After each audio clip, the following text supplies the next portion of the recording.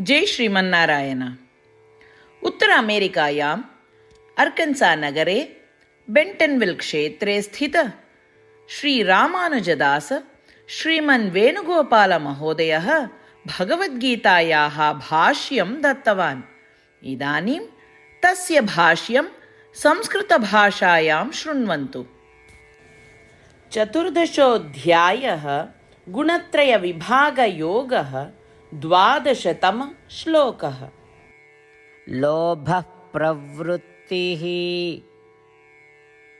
आरम्भः कर्मणाम् अशमः स्पृहा रजस्येतानि जायन्ते विवृद्धे भरतर्षभ। ओम। गीताचार्यः श्रीकृष्णपरमात्मा सार्जुनम् अस्मान् सर्वान् गुणत्रयविभागयोगं शिक्षयति। परमात्मा वदति, अर्जुन, यदा लोभः अधिकप्रवृत्तिः कर्मफलानि प्राप्तुम् अशमः इन्द्रियमोहानां कृते स्पृहा एतानि लक्षणानि विवृद्धे जायन्ते तदा रजोगुणस्य प्राधान्यं भवति। अर्जुन, येन केनापि रूपेण लोभः दृश्यते। कथम्? आवश्यकसमये अपि धनं व्ययितुम् अनिच्छन् भवति। कृपणः भवन् धनम् अर्जयति।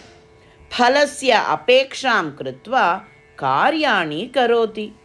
इन्द्रियाणां विश्रामं विना नूतनकार्यं कर्तुम् उद्युक्तः भवति।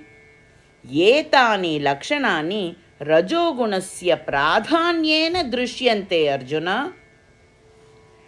अतः सत्वगुणं वर्धयितुं रजोगुणं तथा तमोगुणं न्यूनीकर्तुं गुणत्रयैः बद्धाः न भवितुं च वयं सर्वे स्वस्वकर्माणि श्रीकृष्णपरमात्मने कृतसेवा इति मत्वा वयं सर्वे श्रीमन्नारायणस्य हस्ते स्थितसाधनानि स्मः इति अवगच्छन्तः स्वनियमितकर्माणि कुर्मः।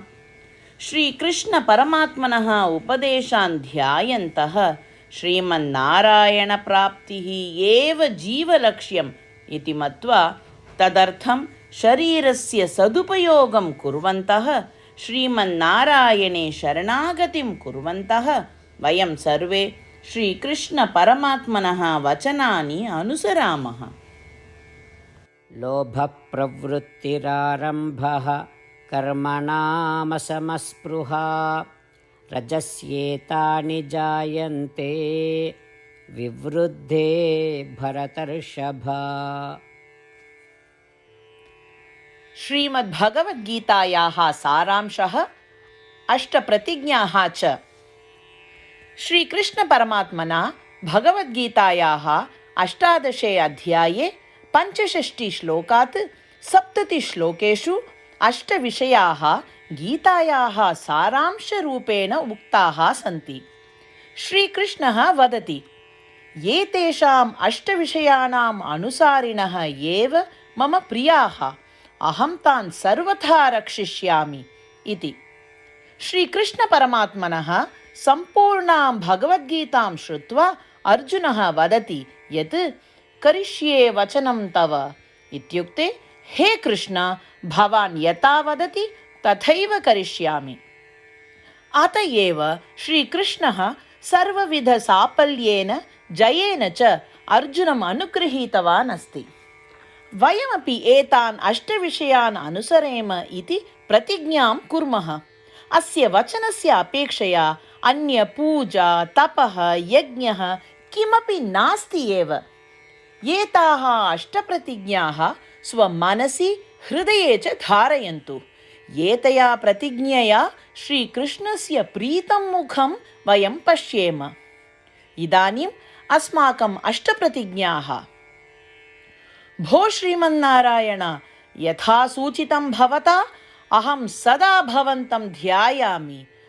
भो श्रीमन्नारायण, यथा उपदिष्टं भवता अहं सदा भक्तो भवामि।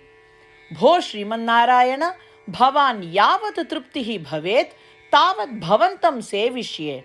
भो श्रीमन्नारायण, मम महती विश्वासः यत् अहं भवतः भक्तोऽस्मि। बद्धाञ्जलि भूत्वा भवन्तं सदा वन्दे। भो श्रीमन्नारायण, अहं भवतः वचनानि स्मरामि। मामेकं शरणं व्रज। भो श्रीमन्नारायण, भवतः चरणे एव आगतोऽस्मि। भो श्रीमन्नारायण, पुनः स्मरामि भवतः वचनं, मा शुच।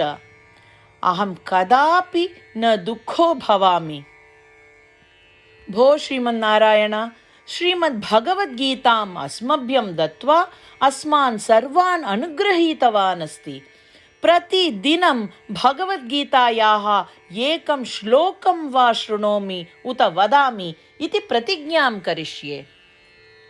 भो श्रीमन्नारायण, सर्वेभ्यः मानवेभ्यः भगवद्गीता भवता अनुगृहीता अस्ति। अज्ञातेभ्यः जनेभ्यः अपि एतां भगवद्गीतां नेतुं यतिष्ये। भो श्रीमन्नारायण, यथा भवता उक्तं तथा करिष्ये। यथा भवतः इच्छा तथैव आचरणं करिष्ये। भवतः एव सेवां करिष्ये। यदि एवं श्रीमन्नारायणस्य वचनं पालयेम तर्हि तदेव प्रत्येकस्य पूजा भविष्यति। पूर्णविश्वासेन पुनः प्रतिज्ञां कुर्मः। भो श्रीमन्नारायण, करिष्ये वचनं तव। लोभः प्रवृत्तिः आरम्भः कर्मणाम् असमः स्पृहा रजस्येतानि जायन्ते विवृद्धे भरतर्षभ। ॐ लोभप्रवृत्तिरारम्भः कर्मणामसमस्पृहा रजस्येतानि जायन्ते विवृद्धे भरतर्षभ। जय श्रीमन्नारायण। सर्वेभ्यः भक्तेभ्यः एका प्रार्थना। अस्माकं जीवने वयं सदा सपदि प्रतिफलम् इच्छेम।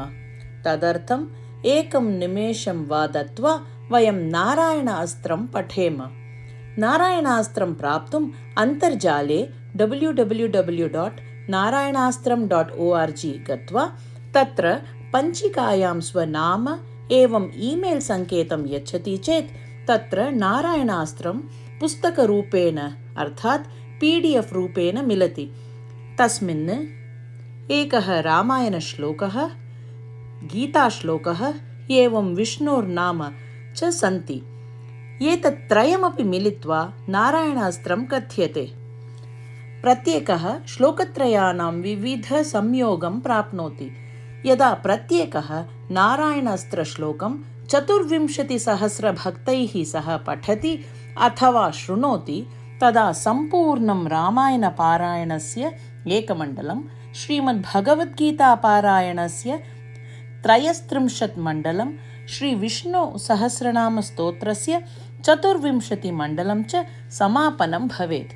प्रतिदिनं यदि एवं क्रियते तर्हि अद्भुत एवं विशेषपरिणामः भवति। अतः भवन्तः एवं भवतः कुटुम्बजनाः अपि सपदि नारायणास्त्रं प्राप्नुवन्तु इति प्रार्थये।